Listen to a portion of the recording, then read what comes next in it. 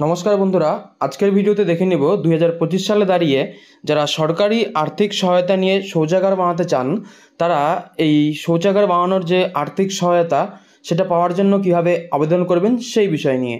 শৌচাগার বানানোর জন্য যে আর্থিক সহায়তা প্রদান করা হয়ে থাকে এটা স্বচ্ছ ভারত মিশন গ্রামীণ টয়লেট স্কিম যেটা রয়েছে তার আন্ডারেই দেওয়া হয়। এখানে যারা এপিএল অথবা বিপিএল হোল্ডার রয়েছেন তারাই শুধুমাত্র আবেদন করতে পারবেন, এবং এপিএল হোল্ডার হলে আরও কিছু শর্ত রয়েছে, তো সেগুলো পরবর্তীতে আমি ভিডিওতে আলোচনা করব। এবং এই প্রকল্পের জন্য কীভাবে আবেদন করতে হবে সেটাও আজকের ভিডিওতে আমি দেখিয়ে দিব। তাই সম্পূর্ণ বিষয়টি জানতে হলে এই ভিডিওটিকে স্কিপ না করে একদম শেষ পর্যন্ত দেখতে থাকুন। আর চ্যানেলে নতুন হয়ে থাকলে চ্যানেলটিকে সাবস্ক্রাইব করে পাশে থাকা বেল আইকনটিকে বাজিয়ে রাখবেন।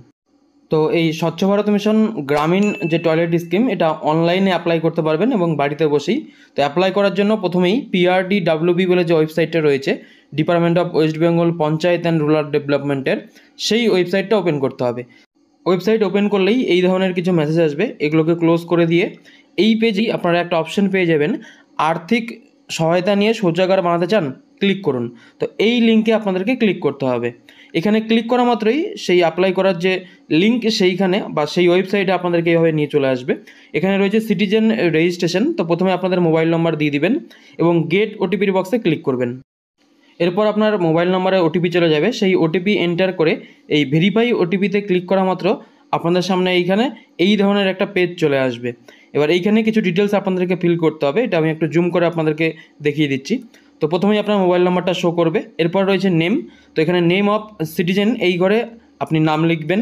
এরপর জেন্ডারে গিয়ে আপনার জেন্ডারটাকে সিলেক্ট করে নেবেন এবং তারপর রয়েছে এখানে রয়েছে রেসিডেন্সিয়াল অ্যাড্রেস, তো এখানে আপনার গ্রামের নাম, post office, police station, pincode এবং ডিস্ট্রিক্ট এক এক করে লিখবেন। স্টেট অর্থাৎ এখান থেকে ওয়েস্ট বেঙ্গল সিলেক্ট করে নেবেন এবং নিচে একটা ক্যাপচা কোড শো করছে, সেই ক্যাপচা কোডটা দেখে দেখে আপনারা এখানে এন্টার সিকিউরিটি কোড এই বক্সে ফিল করবেন এবং ফিল করা হয়ে গেলে নিচে দেখুন রয়েছে সাবমিট অ্যান্ড একটা রয়েছে লগ ইন, তো এখানে আপনারা সাবমিট করে দেবেন। সাবমিট করা মাত্র আপনাদের সামনে দেখাবে ইউ হ্যাভ রেজিস্টার সাকসেসফুলি, এটা ওকে করে দিবেন এবং নিচে গিয়ে যে লগ ইন অপশানটা ছিল সেই লগ ইনে ক্লিক করবেন। লগ ইনে ক্লিক করা মাত্র আপনাদের লগ ইন করার জন্য নতুন একটা পেজ ওপেন হয়ে যাবে। এইখানে আবারও আপনি যে মোবাইল নম্বর দিয়ে রেজিস্ট্রেশন করেছেন সেটাই আপনার লগ ইন আইডি, তো এন্টার মোবাইল নম্বরের ঘরে সেই মোবাইল নম্বরটা দিবেন এবং আবারও এই গেট ওটিপি এই বক্সে ক্লিক করবেন। এরপর মোবাইলে যে ওটিপি আসবে সেই ওটিপিটা এই এন্টার ওটিপির বক্সে লিখবেন এবং এখানে একটা সিকিউরিটি কোড শো করছে সেটা ফিল করে এই সাইন ইন অপশানে ক্লিক করবেন। এইভাবে আপনাদের এই ধরনের একটা পেজে লগ ইন হয়ে যাবে। এখানে আপনি যে ডিটেলস দিয়ে ফিল করেছেন সেইগুলো শো করবে এবং নিচে এলিজিবিলিটি ক্রাইটেরিয়া রয়েছে, অর্থাৎ এখানে অ্যাপ্লাই করার জন্য কী কী এলিজিবিলিটি লাগবে সেইটা বলা রয়েছে। Only those applicant BPL, SC বা এসটি অথবা house hold with physically disable person বা ল্যান্ডলেস লেবার উইথ হোমস্টিড অথবা স্মল অ্যান্ড মার্জিনাল ফার্মার বা ওমেন হেডেড হাউস হোল্ড, এই সমস্ত যারা রয়েছেন তারাই শুধুমাত্র এখানে আবেদন করতে পারবেন।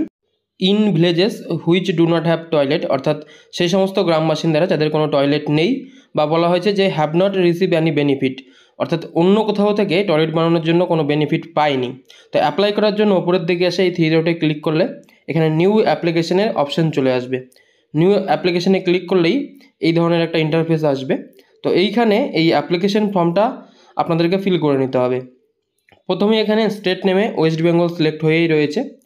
পরের অপশানে ডিস্ট্রিক্ট নেম থেকে সিলেক্টে ক্লিক করলে লিস্ট চলে আসবে, এখান থেকে আপনার ডিস্ট্রিক্টটা সিলেক্ট করে নেবেন। এরপর ব্লক নেমে গিয়ে আপনার ব্লকের নামটা সিলেক্ট করবেন।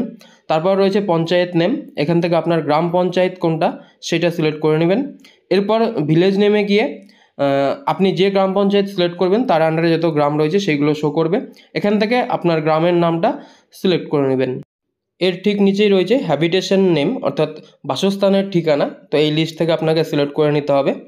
তো এটা আপনার গ্রাম অনুযায়ী যেটা হবে সেটা আপনি সিলেক্ট করবেন।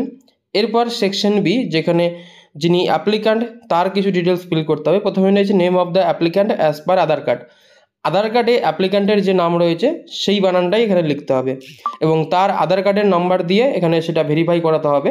তো প্রথমে নামটা লেখা হয়ে গেলে নিচে এসে আধার কার্ডের নাম্বারটা লিখবেন। এরপর ডিক্লারেশনে টিক দিয়ে ভেরিফাই আধার নং এই অপশানে ক্লিক করবেন। ক্লিক করা মাত্রই দেখাবে ভেরিফাইড সাকসেসফুলি, যদি সব ঠিক থাকে তাহলে। তারপর নিচে এসে ফাদার অবলিক হাজব্যান্ড নেম, অর্থাৎ যিনি অ্যাপ্লিক্যান্ট তার বাবা অথবা স্বামীর নাম এখানে ফিল করতে হবে। তারপরে রয়েছে জেন্ডার, এখানে সিলেক্টের অপশন রয়েছে, সিলেক্ট থেকে জেন্ডারটাকে সিলেক্ট করে নেবেন। নেক্সট অপশন রয়েছে ক্যাটাগরি, তো এখানে এপিএল না বিপিএল সেটা আপনাকে সিলেক্ট করতে হবে।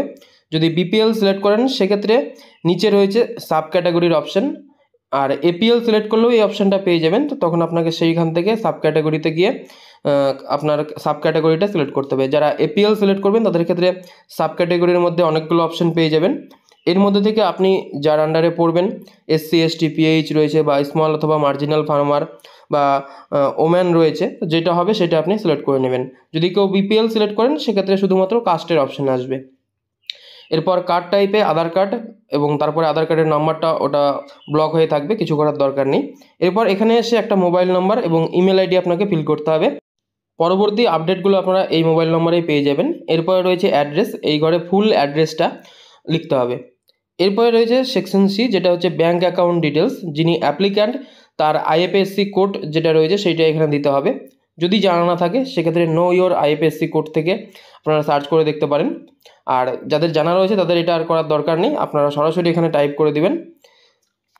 টাইপ করার পর নেক্সটে ক্লিক করলেই automatic name of the bank, branch of the bank এবং ব্রাঞ্চ অ্যাড্রেস, এইগুলো সব অটোমেটিক কিন্তু এখানে ফিল হয়ে যাবে।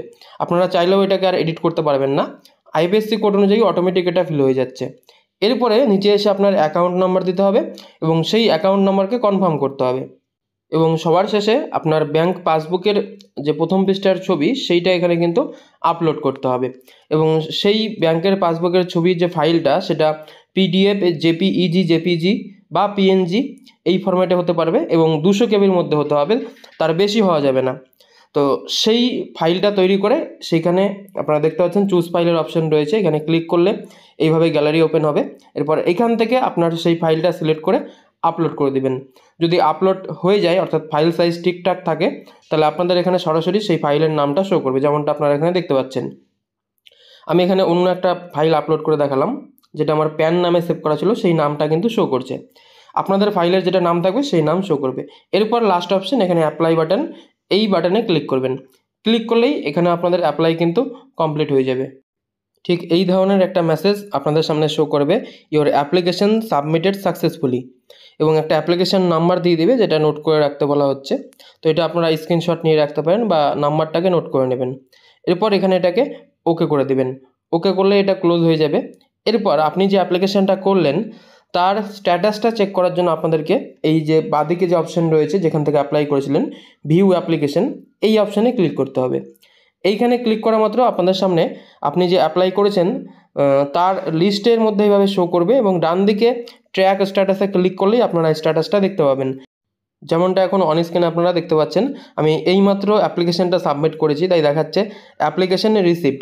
পরবর্তী যে অপশানগুলো রয়েছে যেমন application scrutiny, application Jio tagging বা পরবর্তী অপশানগুলো সেগুলো কিন্তু সব ফাঁকা রয়েছে। যখন এইগুলো স্টেপ বাই স্টেপ সব কমপ্লিট হয়ে যাবে তারপর কিন্তু আপনার কাছে টাকাটা পাবেন।